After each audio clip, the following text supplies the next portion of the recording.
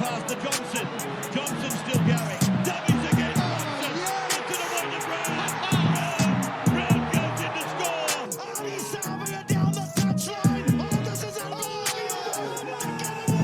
They're gonna win it. Oh, what scenes here, what scenes. LeBron James, a shot at history. LeBron stands alone. The NBA's all-time scoring record now belongs to LeBron James. River up, Surly, on your Thursday morning, ready to rip and tear into what is another big podcast. Lots of sport last weekend and this weekend to review and preview. Look, AFC, they're back. The A-League kicks off this weekend. Seems like only a couple weeks ago where that season finished. Short turnaround right there. We've got the Black Caps taking on England. That T20 series kicks off Saturday night at Hagley Park. We also have the NBA, which is, 6 days away now, 7 days away. Can't wait for that to get underway. NFL, that's in full swing. We've got Rugby League, God's Game back this weekend too. The Pac Champs kicking off with a doubleheader at Mount Smart. You truly can't beat that. NPC semi-finals this week, quarterfinals last weekend, 4 great games, so we'll tuck into those. Plus, All Blacks 15 squads named. So, how bloody good. Plenty to chew the fat on. Before we get into that, TAB code for this week. Again, always appreciate them. You guys know the drill. TAB, they've been riding with us since day one, and they always dish up a bonus cash code exclusive to Surly Talk Sports listeners. Well, this week, the code is for the Pacific Championships and more specifically for the Kiwis versus Samoa men's game. Sunday night, 6:05 kickoff. Gonna be a doozy. She's a first, second or third try scorer bet and the code is Kiwis. So type that in, Kiwis. Make sure you have the S on the end. It is not Kiwi, it is Kiwis. Place a first, second or third try scorer bet. There's some great options to get on to. And if your player doesn't score first, second or third, then you'll get your money back in bonus cash up to $20. Ronaldo Mulitalo, Jermaine Isako, Brian To'o. These players are plenty. Second rowers too, Britton Nikora, Jeremiah Nanai. Whoever tickles your fancy, have a flutter after chucking in the code. Player doesn't score, money back in bonus cash up to $20. How bloody good. But lots to rip into today, including a quick little chat with 3 of our Kiwis players that I pre-recorded on Monday too. So without further ado, let's get straight into it and talk all things Pacific Championships. You beauty.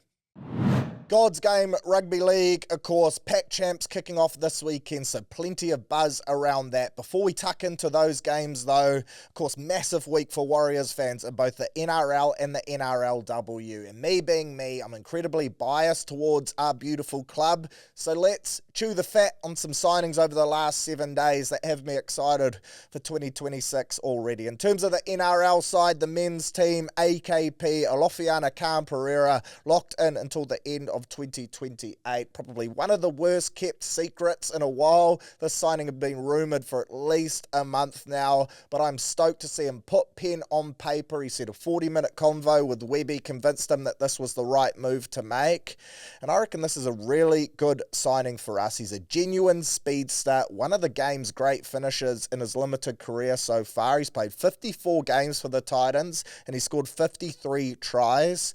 I, for one, wasn't too sure why they didn't use him more this year. Of course, Des Hasler at the helm. Perhaps him and Des didn't get along. I have heard that he's a confident bloke that certainly backs his own ability, but you need a bit of that about you if you're going to be successful in the NRL. And man, he's just a genuine flyer. You can't coach speed. Yes, defensively, he has his issues at times as well, but I do think Webby and co may be able to help him out in that department. He is X-Factor in his 10 appearances this season for the Titans, scored 9 tries, had 11 line breaks, 21 tackle breaks, averaged 137 run meters.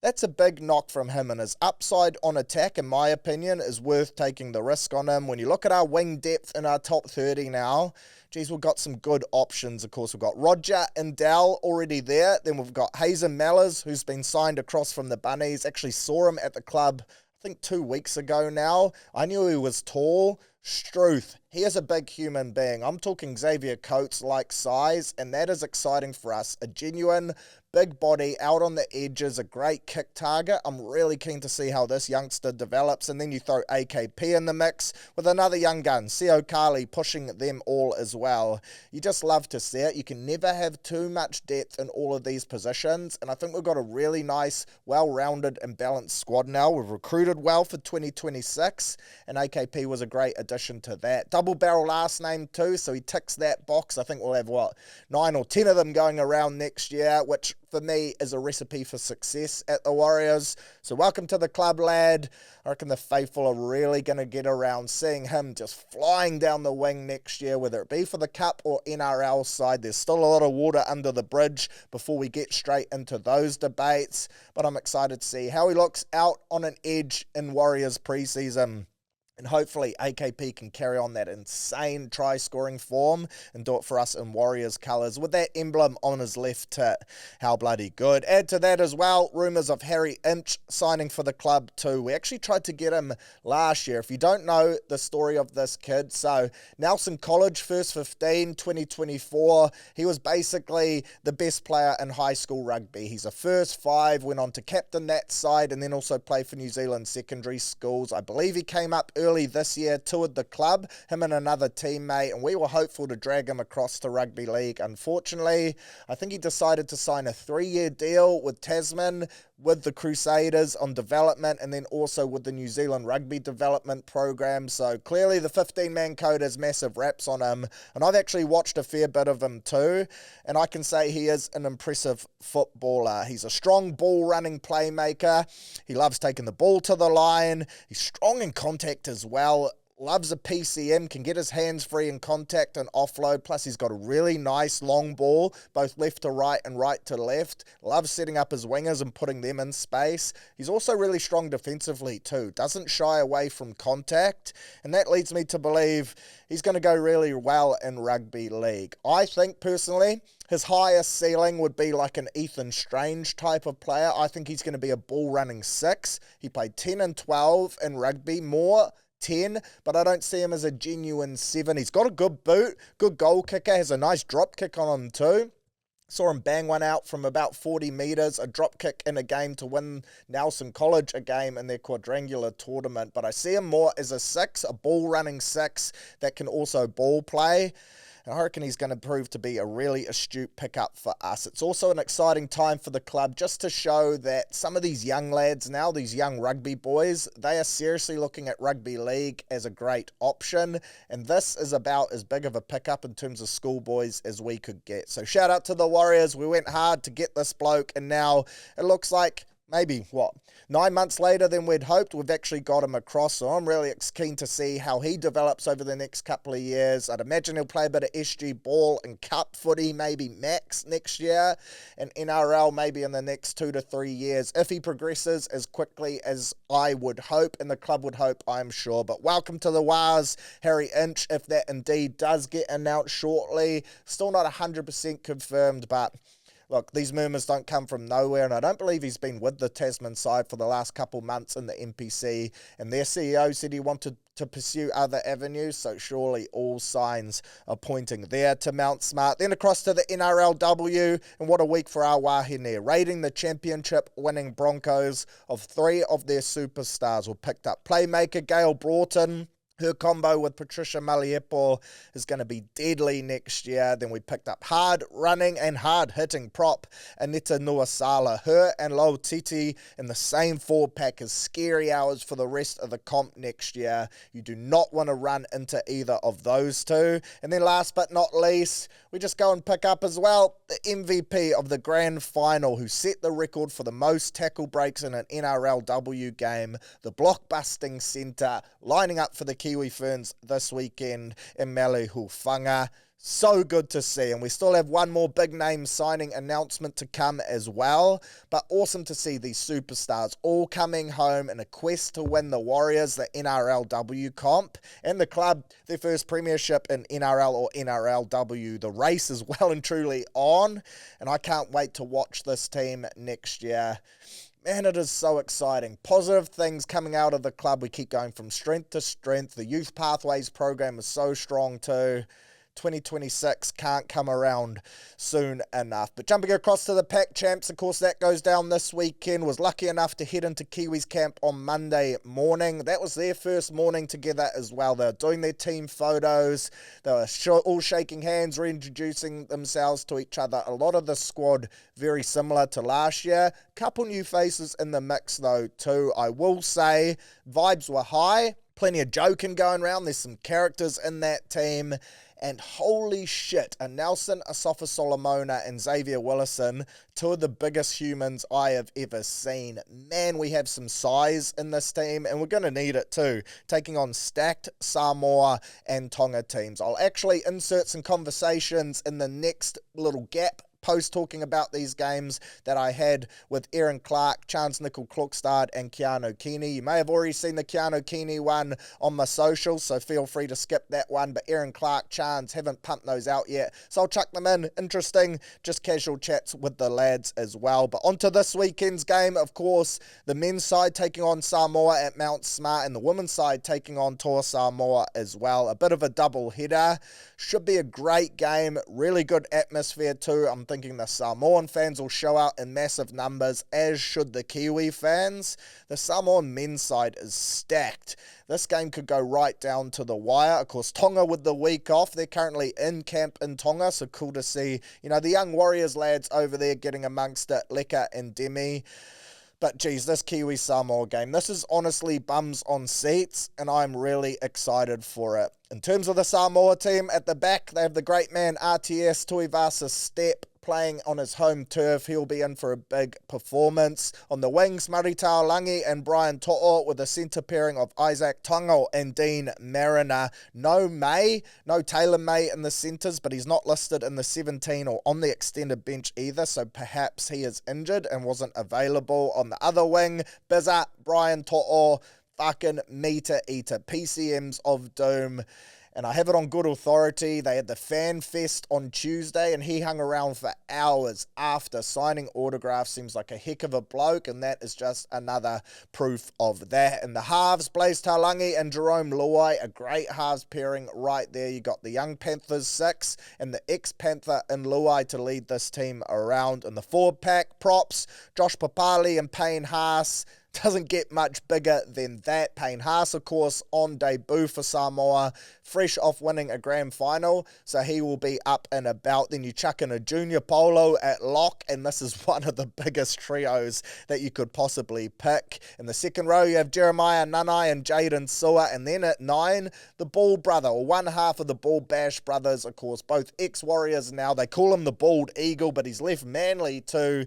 Jazz Tavanga, good to see him getting a trot on the bench. Chanel Harris-Tavita wins the battle with Benaya to wear the 14 jersey. Then you got Simi Sasagi, Terrell May, one of the best props in the comp this year. Crazy hairs on the bench, but that's just them flexing their depth. And then Francis Molo rounds us out in 17 for the Kiwis. A couple big selections here as well, and I will note 12 of the 17 actually played in last year's Pac Champs and in that game against PNG. So Stacey, short prep, he's gone for experience. And look, while controversial, I know a lot of people aren't happy about it, is what it is really. We can't change it. All we can do is get around this team. But at the same time, I do understand it is a really short prep. The team gets together Monday. They have Wednesday and Friday off training, Saturday captain's run, so they really only have, 2 or 3 genuine big days to kind of piece things all together. On short prep like that, you do want experience. We have the bye next week, then we roll into Tonga at Eden Park off the back of that, and that's where you might see a couple more changes, of course, depending how the lads go this weekend. But at the back, we have Chance Nickel Klukstad, the workhouse, Mr. Safe as Houses. A lot of people wanting Keano Kini there. And like I said last week, I would have Keano at the back, and then I would put Chance in the centres instead of Tomoko, just for his work defensively. That is not what Stacey has done, and in the coaching staff, we trust. I think Keano, their logic around that was that he hasn't played a whole lot of football this year. Personally, I think he's a gun and he'd be ready to go. But hey, again, is what it is. And in charge, we have a great option right there on the wings. Jermaine Isako, old insane in the Jermaine, and then Big Ron, Ronaldo Mulitalo. Speaking of characters before, apparently he is the biggest pest in the team. Cracked up at that socials content of him ringing Stacey, asking if Leota could be captain. A genuine stitch-up there. Then in the centres, Matty Timoko and the young gun, the Penrith star, the try-scoring machine, and Casey McLean.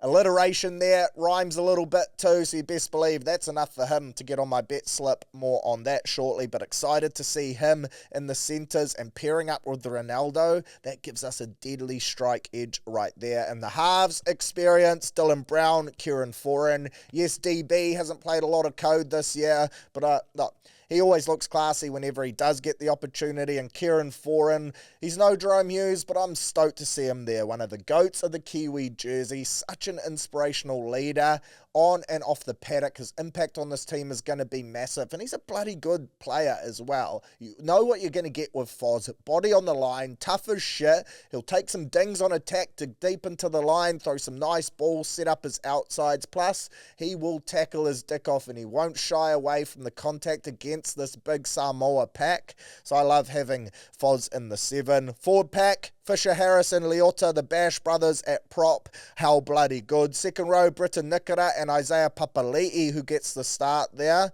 Then Joseph Tapane rounds us out at 13 lock, so no Erin Clark there. Slightly controversial, but I get it at the same time. Basically, it came down to, do we start Leota, or do we play him off the bench, move Tapane to prop, and then Erin Clark there? Personally, I would have gone with the latter option, but there is no bad option when it comes to that. Jeremy Marshall-King in at hooker too. Excited to see JMK play. Such an exciting 9, does some great work out of hooker, and I think he's going to be massive for our attack, taking some of that playmaking responsibility of our halves. Off the interchange, we have Wellington, Phoenix, Croslin, Nafahu White, Erin Clark, and Big Nass. 18th man, Xavier Willison. Then on the extended, we have Keano Kini, Scott Sorensen, and Sebastian Chris. Again, 3 great footballers that normally would be in this run-on side for sure. I was a little surprised to see Willison at 18th, not Nelson. I guess Nelson hasn't played a lot of footy over the last 4 or 5 weeks. Does bring a genuine fear factor, though.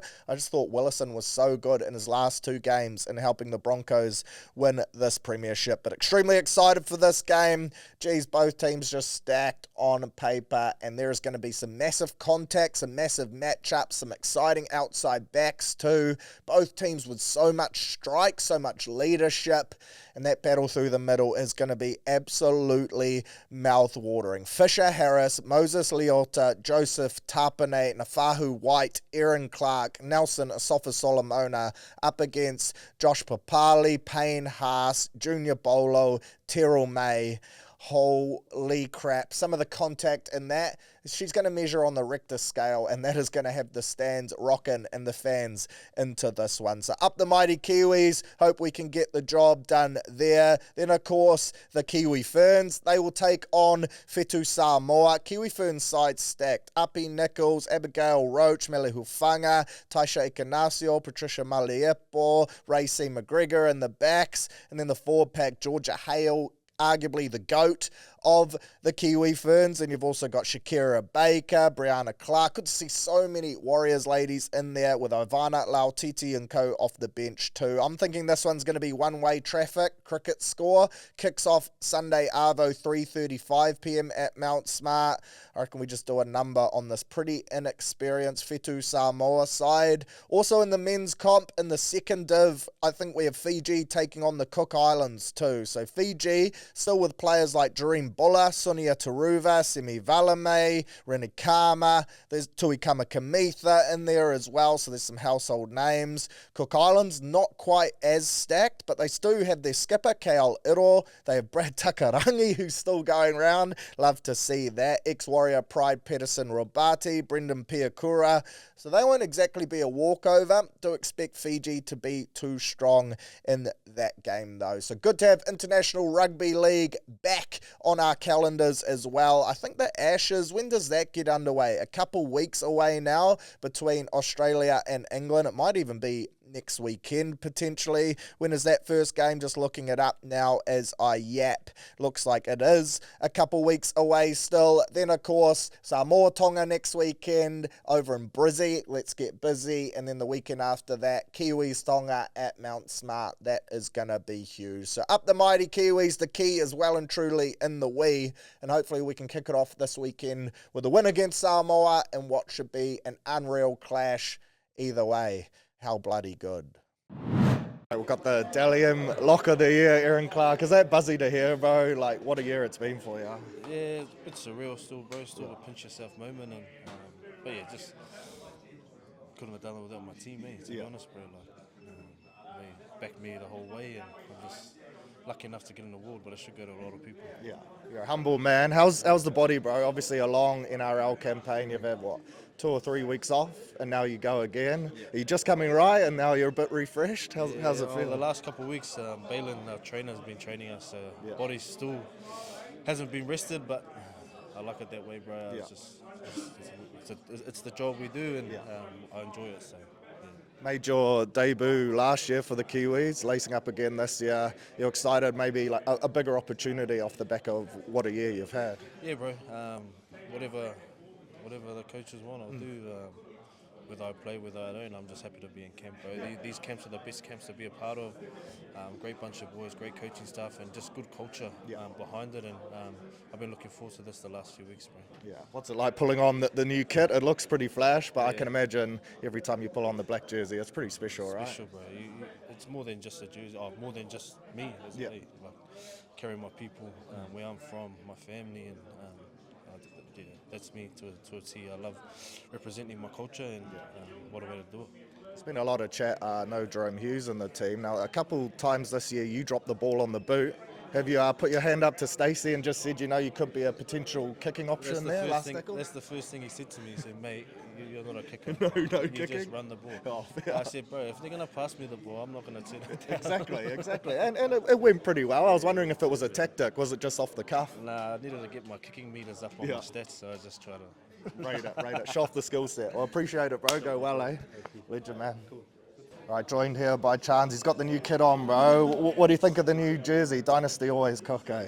Bro, always, man. I was just saying when we first seen them, it's such an amazing strip, bro. They've done a good job, and still waiting for their designer to get a pay raise, Tyler. Oh, the shout out. I like that. Is it special even just on a day like today, throwing on the jersey? Does it bring up the emotions? You've been in a few Kiwis campaigns, but I can imagine it doesn't get old. Nah, it doesn't, bro. I was just saying when I got the message to my wife that it always hits, it always hits being told congratulations on your selection in the Kiwi squad.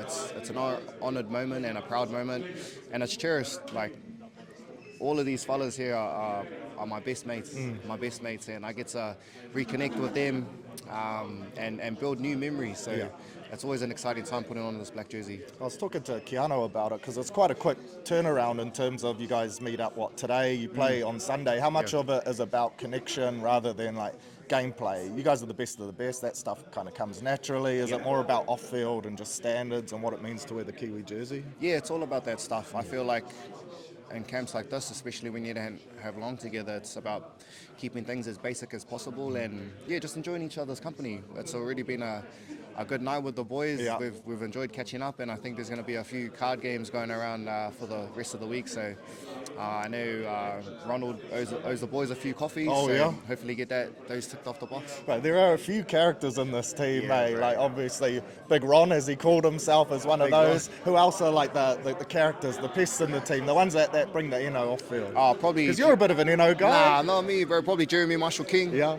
He's there he is over there. My bad. Nah, yeah, bro. There's get dropped, so many people with different personalities, bro. Yeah. It all clicks, man. It all clicks, and all at the centre with our skipper over here. Man, he leads us with his actions, and we follow him every step of the way. So, it's an exciting time, bro. Got some Got Big X over there. Yeah. In his first camp. He is big, eh? Black and white jersey, bro. Him Holy and Nas. smokes. My goodness. Yeah, wow. Crazy, yeah. Bit of size there. Obviously, we're from George FM, so big on music. What's your go-to, like, pre-game tunes? Do you listen to music before games, or are you more like a no headphones type of guy? Oh, it depends, eh? See how I'm feeling. Yeah. Might be a bit of praise and worship. Yeah. Might be a bit of R&B. Yeah. Maybe Sea Breezy, you know, like with I can you see you're a C. and me. Moving at the speed of light into eternity. Banger. Yeah, something like that. I don't know. He's done this before. He's done this before. My guy. Well, enjoy the week, bro. Appreciate it, man. Have a good one. Cheers. Rosmini's finest, eh? Rosmini's finest, Keano Kini. I'm a Westlake lad, but I won't hold that against you, bro. Obviously, this is an exciting time of the year for you, probably more so given the injury and how the year's played out. There's probably a few boys there with banged up bodies, and you're coming in fresh with a bit of inno. Yeah, I know, yeah, that's what I'm trying to do, bro. Like you said, it's been a bit of an up and down year for myself, but it's been good learning. I'm just like so grateful to be in camp, and when you go through an injury like that, it makes you so much more appreciate it more and grateful. So, but yeah, I'll try and help the boys out as much as I can. Obviously made your debut last year for the Kiwis, second year in camp now. Do you feel a lot more comfortable, a lot of familiar faces, a couple new lads getting a crack too, but do you feel like you got your feet under you a bit more now? Yeah, I remember last year I came in, I was so nervous, just being around the boys, and some of the idols used to watch play, so I know the boys now, and they're all pretty funny and welcoming, so I'm keen to just rip in with them, eh? Old mate from the Titans, Foz, Yeah. the GOAT, obviously going around once more. What's it like to have him there as your 7? You got that connection already, so that's going to help, but being able to lace up with him as he plays his final campaign for the Kiwis. Yeah, man, hopefully to lace up with him again will be awesome, and he's a legend of the Kiwis. Like I said, like when I was little, I was watching him play. I'm not saying that he's that old, but I was little watching with my dad, watching him play, and he's so tough and resilient. So to see him here now is pretty mean. Yeah. And is it cool? Like, I guess it's a short campaign. Like you guys play this weekend, and you've already just linked up today. Yeah. Is it more about like off-field connection than on-field? Is it hard to get the balance right? Because you're lacing up in 6 days? Yeah, I know. Nah, but I think there's too much talent here not to come together quickly. And like you said, it's probably more about culture off the field, and the Kiwis have a strong culture, so we're starting that this afternoon. So I'm always keen for that, and like I said, proud to be in this space. Legend, bro. I appreciate it. Yeah. Cheers for the yarn, man. Go well. Thanks. Cheers, NPC quarterfinals dished up some bloody good games. The old Bunnings Far Cup, she always delivers. You truly can't beat it. And Friday night's game was a real testament to that. A Friday night fizzer between Otago and Waikato went right down to the wire at the Sistema lunchbox. A decent crowd there, packed her out. Atmosphere sounded pretty bloody good. Some students, families just ripping into some tins and getting into this game. 44 points to 41 it finished. Geez, Waikato came back and made a real game of this one when it looked like Otago were going to run away with it. But Cammy Miller, cometh the hour, cometh the man, slots a kick right on full time. About 50-odd metres out on the angle, but she never looked like missing. Ice in his veins. That was a heck of a nudge as a goal kicker. Those are the ones you well and truly live for. But it was the performance of Dylan Pledger, the Pledge Hammer, which really stood out. Scored the first try of this game. If you used the Surly code on this game from last week, and you got on Pledger, then you would have been handsomely rewarded right there. I managed to have that too, so I was fizzed at that. He ended up bagging a double and looking bloody good in this game. Man, as he had himself an NPC season, and we'll touch more on it shortly in the All Blacks 15 around him not getting picked, but certainly doing everything he can, putting his hand up, and he was crucial for Otago to get the dub in this one. I thought Cam Miller was really good, Sam Gilbert as well, and that forward pack of theirs, Lucas Casey and co, they just roll up the sleeves and rip in. I thought Waikato were a lot better than I'd expected, of course boosted by those returning All Blacks, and they didn't roll over. They threw everything they had at this game, just lost the crucial moments. A few players with a couple things near full time that they probably have come to regret now, but overall a good final outing for Waikato and a really up and down season for them. I do think the better team won and advanced to the semis though, and personally I love watching the Golden O play. I've been saying that for a bloody long time now. Exciting brand of footy, and I'm stoked to see them advance. Bay of Plenty, they made pretty light work of Tasman, 27 points to 7 in their home quarter-final as well. Curdy Eklund, friend of the show, copped a nasty blow to the mouth. I think he said 60 stitches. It was a hissing cut. Just went into contact, making a tackle. Think he copped a boot that got up under his lip there and just split it clean. 60 stitches is a shit ton. So tough times there for Eklund. Looked like he got fish hooked. And of course he is a keen fisher, him and Naitoa. So a tough one to swallow right there, but a great win for them in front of a vocal crowd at Bay Oval. And they end Tasman's season. Hawke's Bay all day. Geez, I had them tipped to lose this game to Taranaki, and for a while there, it looked like it could have potentially gone there. Taranaki did have some opportunities to win this game too, but they just couldn't ice those crucial moments. Hawke's Bay, too good though, and deserved winners, 26 points to 12. I thought Falau Fakatava was outstanding, and perhaps that resulted in him getting another trot in that All Blacks 15 team. I also thought McClutchy was really good at 10, stepping in for Harry Godfrey, and he's been playing 10 for the last few weeks, but should I feel like at NPC level he always plays so well, never really gets a trot at Super Rugby. Surely a Moana or someone like that would have a look at him for first 5 depth, but I thought he was really good. And Zahn Sullivan, exciting footballer, playing back home. You can tell that move back to Hawke's Bay from Auckland has reinvigorated him. He's having a nice little run with injuries as well, getting time in saddle, on field, in boots, and it's really showing in his form. And then Devon Flanders, he is just massive for them in this forward pack, played outstanding code too. And then on Sunday, Canterbury, they get the win, 23 points to 15 against Counties Manukau. But geez, for a 1 versus 8th clash, this was far from comfortable. In fact, went to Golden Point extra time, just went to extra time, and they got the chocolates there, ended up winning by 8. But man, they had to dig deep to get the win here against the Counties side that's been in unreal form the last month and a half. Geez, they can play some code. Big, physical, exciting team to watch with some real talent in there. And they took it to Canterbury for the majority of this game. Led at halftime too, which is when the old group chat really started to fire up. 15 points to 5, they were up. Everyone's saying, Surly, hope you're watching this game. The upset could be on. Unfortunately, Canterbury pegged it back in the second half. Won that 10 points to 0 in a low-scoring affair. Shea Fihaki using his boot well. Braden Enor scoring the only try. And then it was Fihaki scoring in extra time to get the win, plus adding a penalty in the second half of extra time to help get them home. He had a shot from 70-odd out as well during that game, which I thought was extremely adventurous. We're not playing at altitude. Yes, he had a wind at his back, but 70 metres, that is a ginormous kick. Fell short, wasn't the worst attempt, but surely that wasn't a genuine sniff of going over. Shea Fihaki, though, did have an overall good game, and Canterbury do advance. I just wonder, heading into this week's semis, which is a nice little segue, just how much of a toll that game would have taken on some bodies. But Friday night footy, tomorrow night, sees Otago play the first semi against Bay of Plenty. I reckon Otago are on here. I was surprised to see that they are home underdogs, which we'll touch more on shortly. But I like them to beat the Bay and advance through to next week's final. It's the second game where I see a genuine upset. And actually, I'm backing double upsets here because Otago, as I said, underdogs. Can't work out why. Canterbury at home, they're going to be hard to beat. Hawke's Bay, though, playing some really good footy. They look like a confident side to me. They have got the forward pack to go down there and rattle this Canterbury pack as well. And at the odds they are paying, I reckon they are a really good crack. I think Canterbury, double extra time against a physical Counties side. There'll be some bash bodies there. Mentally fatigued too.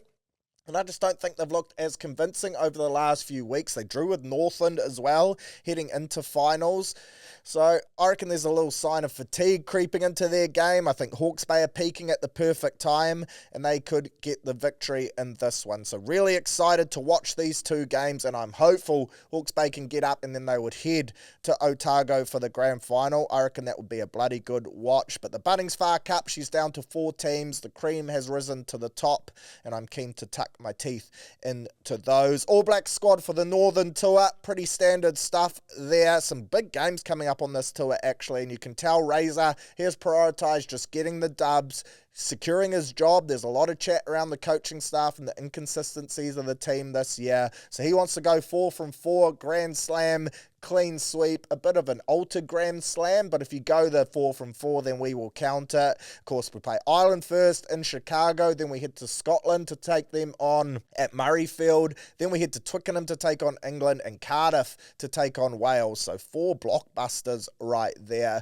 There's some players that are probably considered pretty lucky to be in this team. Someone like a Sevu Reece on recent form, probably thinking his lucky stars that he's in there. Josh Lord named ahead of Sam Derry before the injury to Patrick Tuipulotu. I thought Derry was really hard done by there. In terms of your halfbacks, no real surprises there. Rest of the back line and the rest of the team, probably pretty predictable. There were a few people wanting an apprentice to be on this tour, which we have seen in the past, but I think results from this year and a lack of consistent performances week in and week out probably has Razor thinking we don't have room on this tour for that. Of course, All Blacks 15 over there as well, so there is potential for guys to move up and down, and I wouldn't be surprised if some of these guys do spend some time in All Blacks camp. But to me, this was a pretty standard All Blacks squad, very similar to the Rugby Championship, and I think it just shows the intentions of Razor and perhaps a little bit of the pressure they are under, or the performances and the consistency they are chasing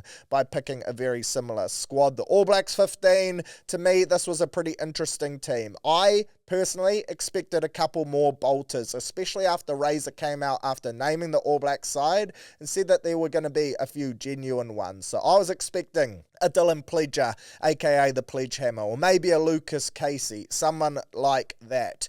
We didn't get that, and I've seen Jamie Joseph, the coach, come out and say why, and I actually agree with the logic around Pledger now. I've heard him say it. Just turned 20 years old. He's had a big year already. His first year of professional rugby, went to an under-20s World Cup, and then, of course, has been a standout for Otago, but that can take a toll on a young body, both physically and also mentally. He hasn't played Super Rugby yet. They want him to add a little bit more size before the Super Rugby season starts, and they also don't want to pile a shit ton of pressure on a young lad like that this early on in his career. So I get it, playing the long game. Perhaps next year it'll be a different scenario after a Super Rugby under his belt. There's no denying that he has massive potential. He's carving up the NPC, but he is still very young and very raw, and they want him to continue to develop both physically and mentally.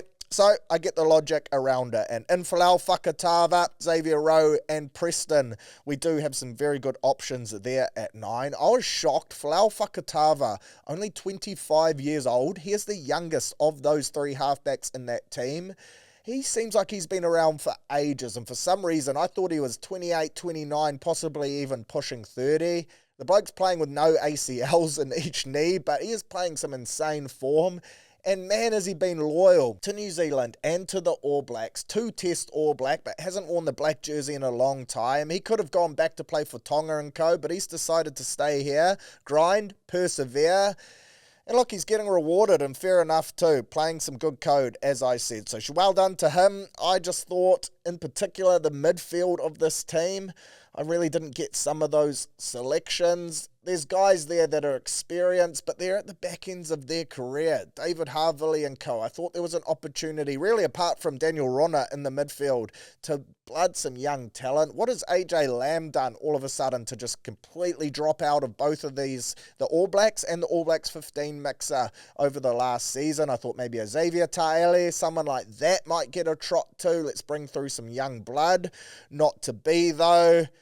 Excited about the outside backs, Atini Nanai Satoro, Jacob Ratamatavuki, Nepkins, Caleb Tangito. Really keen to see him go because I think he's a future All Black for sure. So a good mix in there of youth and experience. Josh Jacob in the 10 jersey with Rithers Rehana, 2 great playmaking options there. Was a little surprised not to see Cam Miller. But overall, really strong squad. I think they should go a clean sweep on this tour too. And I'll be interested to see if any players do move in and out of both of these teams, because there certainly is still areas in that All Black side where I think people would like to see players get opportunities. But NPC, that's your main footy this weekend for the 15-man code, so enjoy that. All Blacks still, I think they're about 15 days away from that Island game. So 2 or so weeks away. So the dust will settle on these squads and then we'll get excited for that one in Chicago because that should be a bloody doozy. All right, time now for your punting chat, and it's actually going to double as a bit of a weekly wrap as well. Going to cover off some NBA, some A-League, things like that are getting underway over the next 7 days. Bit of Black Caps cricket as well. Talk about the games, and then also my tips on those sports. First of all, though, let's start with the Pac Champs and kick off with the men's game, of course. New Zealand versus Samoa, going down Sunday night, 6:05 p.m. at Mount Smart Stadium. I've run you through the teams already. Both teams pretty stacked. Kiwis $1.67 favourites, Samoa $2.20. I've heard from a lot of you saying that Samoa, you like that team better on paper, so perhaps that $2.20 jumps out at you there. I like the Kiwis, $1.67. I reckon we get the job done at home, fired up off the disappointment of last year's Pac Champs and not taking part in that final. And more importantly, I like us $2.90 in that New Zealand 1-12 market. I do think this game is going to be tight. I reckon she could go down to the wire, and I can't see the Samoan team getting blown out. So Kiwis 1-12 at $2.90 stands out to me. Samoa 1-12.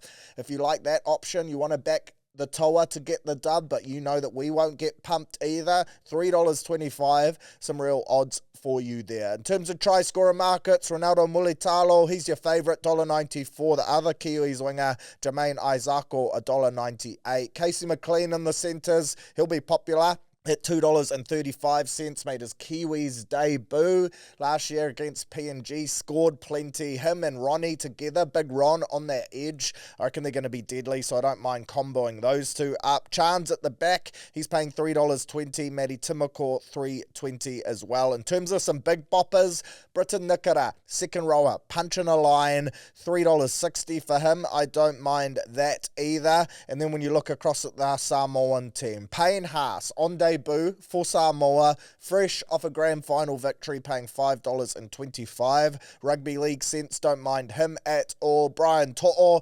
$2.02. That is probably a must get on. Really good odds for him. And Jeremiah Nanai, $3.80. Those are probably the picks. Blaze Talangi at $4.60.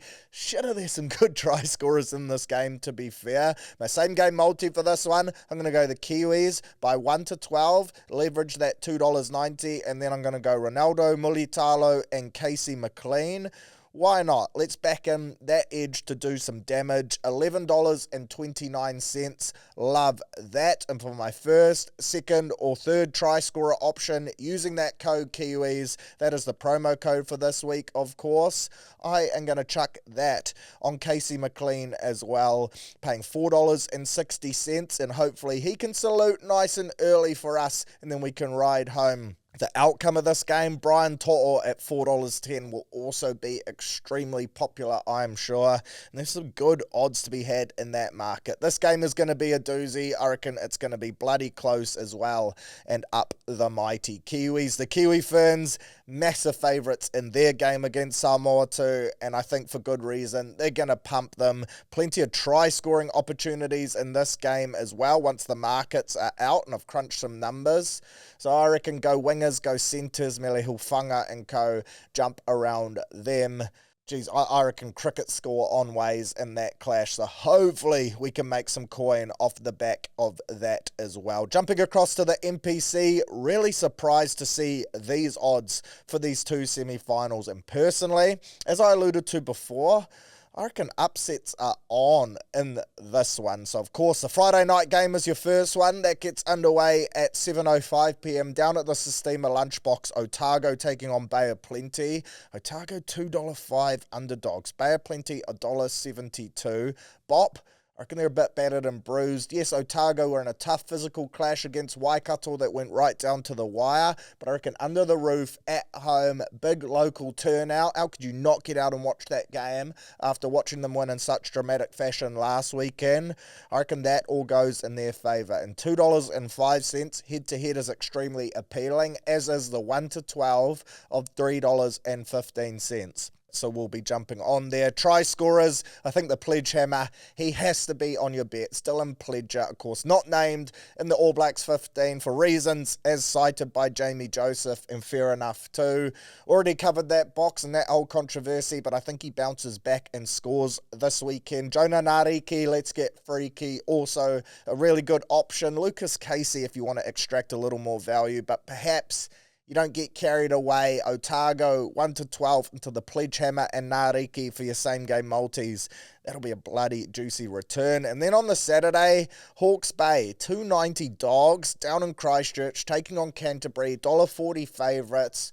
Remember, this game went to Golden Point last week. They played big minutes, bit of fatigue, and I reckon there's a chance for some complacency in this one, and Hawke's Bay will like their chances playing bloody good code. I thought they were the best quarterfinalist winners on the weekend, and them at $3.90, 1-12 is just too good for me to pass up. So I'm going to snap them up too. Nice little NPC multi there for your semis. Otago 1-12, Hawke's Bay 1-12. That returns $12.28.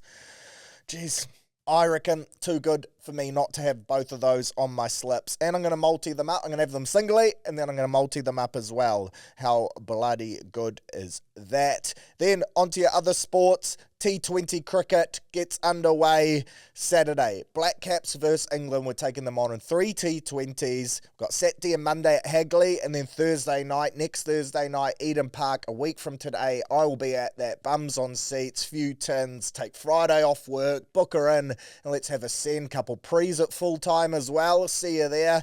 Let's get amongst it. And then following that, we have 3 ODIs against them as well before the West Indies head here early November too. So the home summer of cricket is now well and truly in full swing. We've got a T20 World Cup coming up early next year as well. Love that. Unfortunately, no Kane Williamson for this series. Also, no Ben Sears. His name sounds a shit ton like mine, so always look out for him on the team list. Unfortunately, not there. Good to see, though, Russian Ravinder, the Chin. He is back after hitting the advertising signing in training, split open his face, copped a concussion as well, I think. Surely the lads aren't training on the boundary rope this week. Bring her in a couple metres, move the drills a little bit closer away from the advertising signage so we can avoid something crazy like that happening. But on this game on Saturday, it's at Hagley, as I mentioned. We're 50% win rate there in our last 12 T20s. We last played England in a T20 there back in 2019. We're $2.25 home underdogs. England are $1.65 favourites on the road. Look, head says England, heart says Black Caps, so I'm going to avoid the head-to-head market, and instead I'm going to go straight pro Caps options right here by getting on the top NZ run scorer market and the top NZ bowler market for this game. Conway, favourite in the batting market, $3.90. He's the best back to score our most runs. Timmy Seifert, he's in second at $4. And then my bet, the Chin. You probably already knew I was going to go there. Love him, always punt on him. $5.50 to be our top run scorer in this game. I'll jump on that. And then our top bowler market, why not? Matty Henry, $3.90. Duffy, $4.20. Zach Folks, $4.40. Those are our best backed. I like Henry for that one. Had a big summer last year, and I reckon he backs it up again on home soil. Loves our wicket and loves playing cricket. So let's get on him at $3.90. Jumping across to the A-League. Week 1 in that as well. The Black Knights, we are back, baby. Looking to go even better than we did in year 1 last year. What an inaugural season we had. Of course, took home the old minor prem, or the Premier's Plate, I think they call it, in your A-League.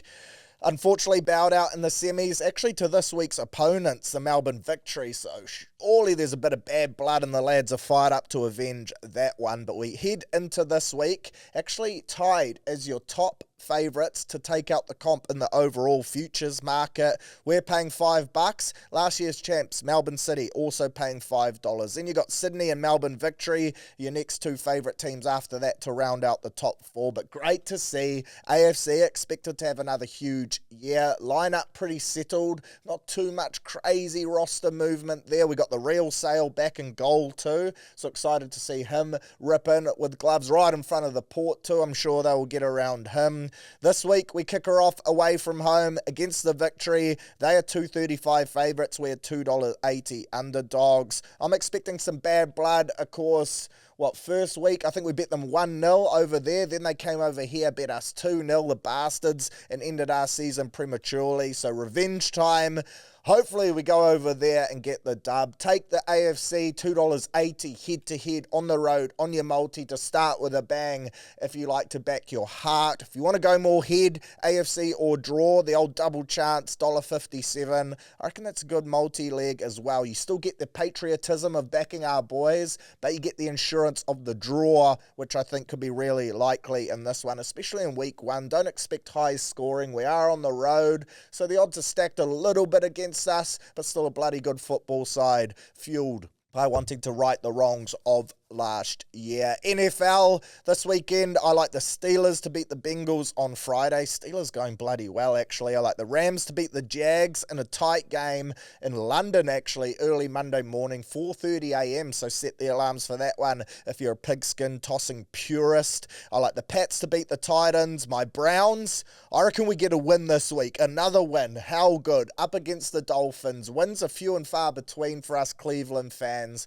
but I reckon we've circled this one and we're going to go get it. Tour and Co, they look an absolute shambles. I like the Chiefs to beat the Raiders. Looks like they could be back now. Old KC, Mahomes, trucking the nut, running hard. Skittling blokes too, showing he's not just a pretty face, a pin-up boy with a good arm. He can do it all. And I like the Packers to beat the Cardinals as well. Then we get to the 3 big games. The ones I've highlighted as your best clashes for this weekend's slate. I like the Chargers versus the Colts in SoFi in LA. That is going to be a great game, but I think the Chargers just win that off the back of my boy Justin Herbert. I like the Niners to beat the Falcons. I think that'll be really tight too. Atlanta with a great dub last week, but I just think the Niners at home will be too strong. And then upset alert, my tip for some good odds this weekend, $2.85, the Tampa Bay Buccaneers to beat the Lions. Now, this game is in Detroit. Detroit will be fuming after losing last week against KC. There was a bit of a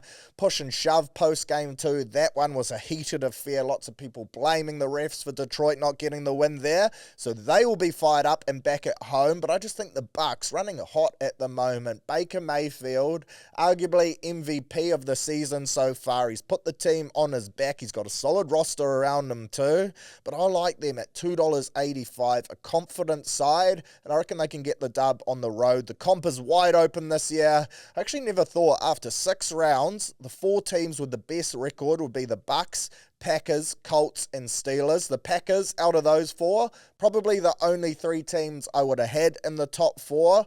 So it's been chaos so far. Made for great watching and great punting too, with some underdogs really saluting. Then we jump across to the NBA as well, which gets underway in 6 days' time. If you're listening to this on your Thursday, next Wednesday we have basketball back. 2 great games to tip things off. So I'm going to run you through some award winners for me.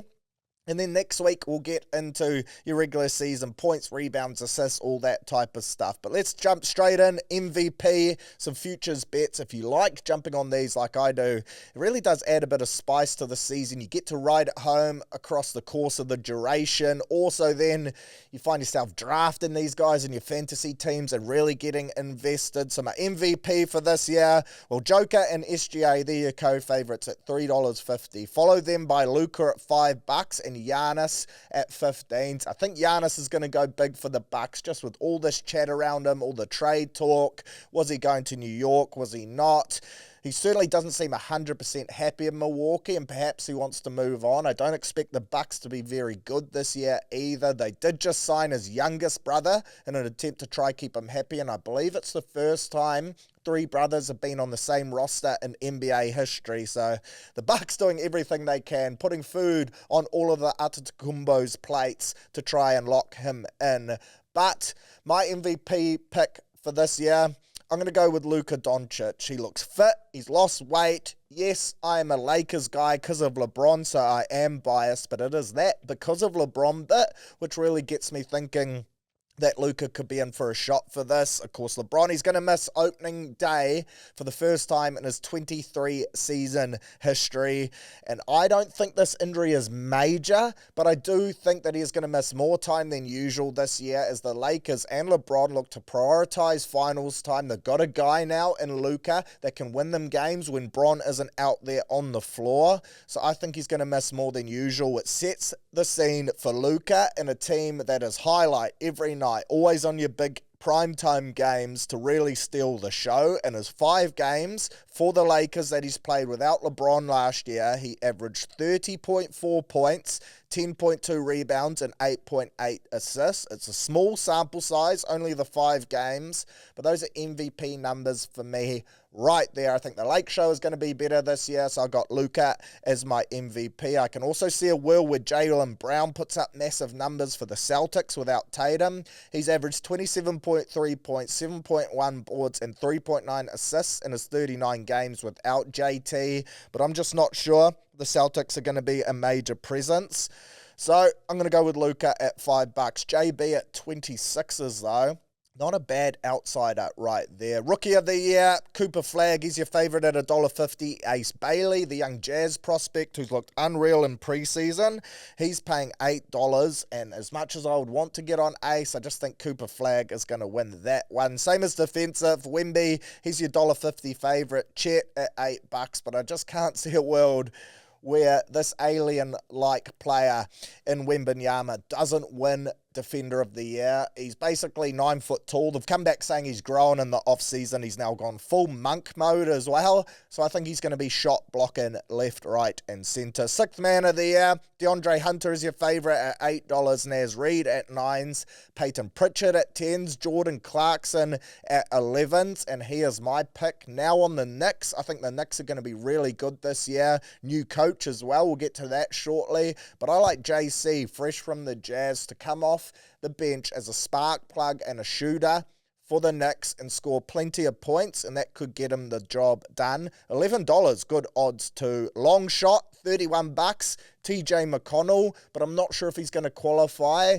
Of course, no Halliburton for the Pacers. I think TJ is going to start at point guard and play a massive role, but if he doesn't start, comes off the bench, I reckon his stats could low-key be pretty unreal. And at 31s, he's kind of worth having a lazy little tenner on right there. Coach of the Year, alluded to this before. Knicks, new coach, Mike Brown, $26. This is my best long shot for my Futures Awards bets right here. And it hurts me to say this, but I think the Knicks are going to be better than last year, which will make them a bloody good team. And I actually think they could well win the East. They finished 3rd there last year. They're battling for the Cavs this year, I would say, again, to take it out top there. I think the Magic will be good too, but when you look at the Knicks additions, they've added Clarkson, Brogdon, Yabusele, and Shamet. They could now have a healthy Mitch Robson, so they could play the dual bigs with Cat and Robson in there as well. They extended Bridges in the off-season. They're a genuine 10-deep roster that will now have a coach that will actually play his bench and not just flog his starters for 40-plus minutes each game too. So I reckon Mike Brown at $26 is a bloody good shout. And then most improved, I've actually got Jalen Johnson from the Hawks. Now, a lot of people big on the Hawks this year. They're talking already about more Trae Young off the ball, not running everything through him, and it looks like Jalen Johnson is going to have his mitts on everything. $26 for most improved. I'm going to jump on that. It's such a hard award to pick though because of how they define most improved. Quite often it's already a bloke that's near all-star level that makes the all-stars and then gets the award. I don't think that's most improved personally, but is what it is. And then Clutch Award, I'm not going to give you a tip on that one because that is just so bloody hard to predict, and to be honest, I don't really understand it. Finally, Joseph Parker, he's fighting Fabio Wardley next Sunday as well. So that's more a weekly wrap. Keep your eyes on that. Looking forward to that both next weekend. So still a lot of sport to have a punt on. Of course, Pac Champs and NPC will be your main ones. But you got some Black Caps, you got some A-League in there too. Liverpool taking on Man United early doors Monday morning. We're trying to snap a 2-game Premier League losing streak and a 1-game Champions League losing streak. So we've lost our last last 3 straight. Rare for the pool. You never walk alone. Best football side in the world, but who better to snap that streak against than those losers, United.